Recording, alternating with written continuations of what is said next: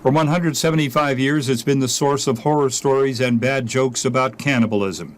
In fact, that judgment began almost immediately in the first feverish accounts of what had happened to a group of pioneer families caught by early winter storms near a lake that now bears the name of their party. All of the horrors that we think of the Donner Party really were secondary to the bravery and the absolute effort that these people made to get here, and the effort they made to keep each other alive. It's true they left late, relied on bad information, and in the end suffered from a combination of unsteady leadership and bad luck. But Rosen says they did the best they could under the worst of circumstances. Mothers and fathers keeping their children alive, families holding together, strangers going for help and coming back with food. I mean, it's really a very good story. It's the search for the full story that brought this group of people to a ranch and walnut orchard outside the Northern California town of Wheatland at dawn this morning.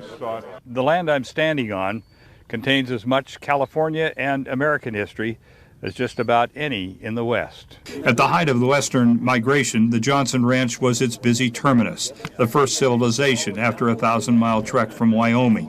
And it was here on January 17, 1847, that the first survivor of what would be called the Forlorn Hope Party stumbled out of the wild to sound the alarm. People were dying in camps up in the Sierra. And it was from here that the first relief party would depart 3 weeks later.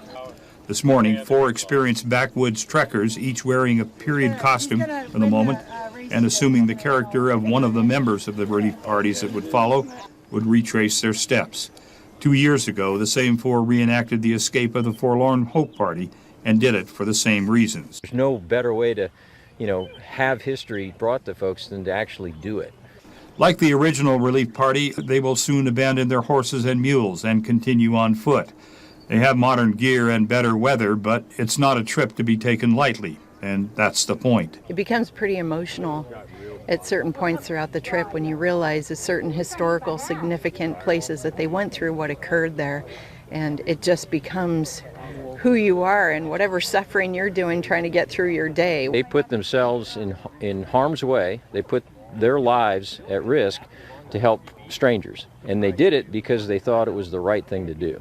If all goes according to plan, they will emerge Friday, the 175th anniversary, when Hope arrived at the Donner Party camp. At Johnson Ranch near Wheatland, California, Ed Pierce, KOLO 8 News Now. At Donner Lake today, a completion of the journey which was, in a way, 175 years in the making, retracing the steps of the first rescuers to reach the members of the Donner Party stranded and starving in the Sierra snow. Ed Pierce saw them off early Monday morning and on the other side of the mountain and was there today as they arrived.